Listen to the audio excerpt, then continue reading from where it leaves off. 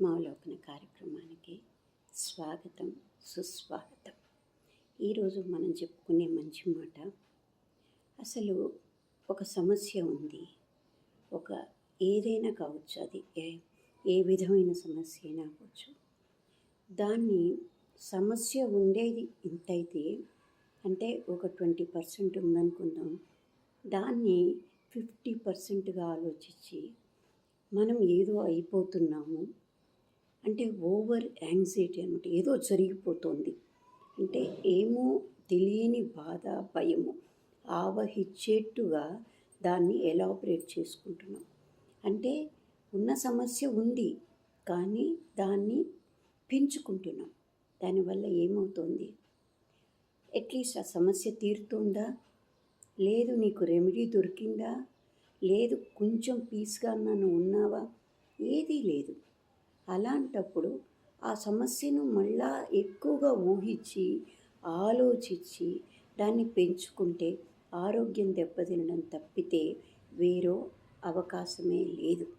ఈ మధ్య చాలామంది, అది ఫ్యామిలీస్లో కానీ, పిల్లలు స్టడీస్లో కానీ, లేదు వేరే ఎవరినైనా ఇష్టపడ్డము అట్లాంటివి చేస్తున్నారు.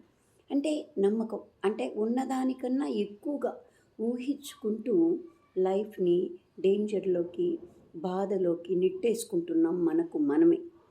అది హెల్త్ మీద ప్రాబ్లమ్స్ ఇచ్చి, ప్రశాంతతను పోగొట్టి, మెంటల్ టెన్షన్ వల్ల చికాకు తప్పితే, అంటే ఇరిటేషన్స్ రావడం తప్పితే సొల్యూషన్స్ లేవు.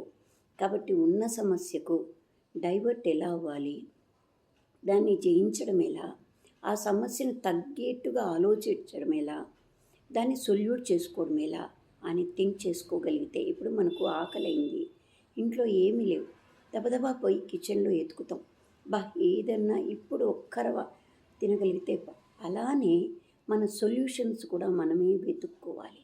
అంటే ఆత్మావలోకనం చేసుకోవాలి. అది మనకు జరిగిన, ఇదివరకు జరిగిన ఏదైనా ఇబ్బందిని ఎలా దాటాము, దాని నుంచి ఎలా పీస్ను పొందాము, లేదు ఇంకెవరికన్నా జరిగిన దాన్ని మన జీవితంలోకి తీసుకొని దానికన్నా మనం మెరుగే కదా, వాళ్ళు అలా జయించినప్పుడు మనం ఇంతైనా చేయలేమా, మనం అసక్తులమా, అంటే ఆలోచించే శక్తి మనకు లేదా? ఎందుకు సమస్య సమస్య సమస్య అనుకుంటూ సమస్యను జటిలం చేసుకుంటున్నాము? దాన్ని ఎందుకు డైవర్ట్ అవ్వట్లేదు? ఏదో ఒక దాని మీద ఫోకస్ మారిస్తే ఇది తగ్గుతుంది. ఇదే ఫోకస్లో ఉన్నాము అంటే ఒక మాటను 10 సార్లు నేను చేతగాలేదు, నాకు ఓపిక రావట్లేదు అనుకున్నామనుకోండి, నిజంగానే ఓపిక రాదు. కానీ అలా కాకుండా నేను ఎందుకు దీని నుంచి లేయకూడదు, ఇంకేదన్నా నాకు ఇంట్రెస్ట్ ఉన్న దాని మీద డైవర్ట్ చేసుకొని మంచి పనిని, అది నాకు ఉపయోగపడుతుంది, ఇంకోరికి ఉపయోగపడుతుంది అనుకున్నప్పుడు దాని మీద ఎందుకు ఫోకస్ చేయకూడదు, ఇక్కడే ఎందుకు నేను ఈ పాయింట్లో ఆగిపోతున్నాను అని ఒక్కసారి ఆత్మావలోకనం చేసుకున్నట్లయితే మనం దాన్ని జయించడానికి ఏదో ఒక మార్గం మనకు దొరుకుతుంది. అలా మన ప్రయాణంలో ఏ సమస్య ఎదురైనా ఏదో ఒక విధంగా దాన్ని తగ్గించుకోవడానికి ప్రయత్నం చేయాలి. ఈ డైవర్షన్ అనేది ఒక విల్ పవర్ని పెంచుతుంది. ఎందుకంటే నేను సాధించగలను, దీని నుంచి బయటపడగలను, సమస్య నా ఒక్కరిది కాదు, వేల మందిది.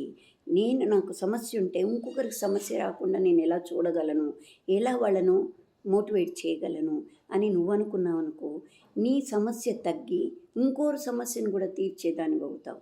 అది ఎందుకు ఆలోచించలేకపోతున్నాము అని మనకు మనం అనుకుంటే తప్పకుండా మనలో ఉన్న ఈ అసక్తత, నిర్లిప్తత భావము, సమస్యను జటిలం చేసుకునే భావము, ఒళ్ళు బాగాలేకపోయినా విల్ పవర్తో జయించిన వాళ్ళు ఎంతోమంది ఉన్నారు. మనం బాడీ పరంగా కొద్దిగా బాగున్నప్పుడు మనస్సును మనం ఎందుకు మన కంట్రోల్లోకి తెచ్చుకోలేకపోతున్నాం? నిజంగా దేవుడు ఇచ్చి మనమే లేలేని పరిస్థితి వస్తే మన చేతుల్లో ఉండదు అది. కానీ అలా ఉన్నవాళ్ళు కూడా ఎంతోమంది లేచి ఇంకోరికి ఆదర్శప్రాయులయ్యారు. కానీ మనకున్న సమస్యను మనం తీర్చుకోలేక చిన్నవైనా దాంట్లోనే కొట్టుకుంటూ ఉన్నాం. బురద ఉంటే పక్క నుంచి పోతాం, ఆ బురదనే దాటుకుంటూ పోయి అది చిందేట్టు ఎందుకు చేసుకోవాలి? సమస్య లేని మనిషి అంటూ ఉంటాడా అని ఒక్కసారి ఫస్ట్ ఆఫ్ ఆల్ మనల్ని మనం ప్రశ్నించుకున్నట్లయితే దాని సొల్యూషన్ కోసము ఎతుక్కోవడం ఒకటి మార్గం అయితే, దాన్ని డైవర్షన్ కోసం ఇంకొక వేని ఎంచుకోవడము, ఒక హాబీని పెట్టుకోవడము, లేదా ఇంకేదైనా కానీ మన సంతృప్తిని పరిచేదాన్ని, మంచి పనిని మనం ఒక హాబీగా అలవాటు చేసుకోవాలి. అది ఓ సాధనమున పలు సమకూరు ధరలోనంట. ఏది ఒక్కసారి రాదు. నిన్ను నువ్వు అనుకుంటూ ఉంటే నువ్వు తప్పకుండా నువ్వు అనుకున్న గమ్యాన్ని చేరుకోగలుగుతావు. అందుకే ఆత్మావలోకనం ప్రతి పాయింట్లో కూడా మనకెంతో ఉపయోగకారిగా ఉంటుంది.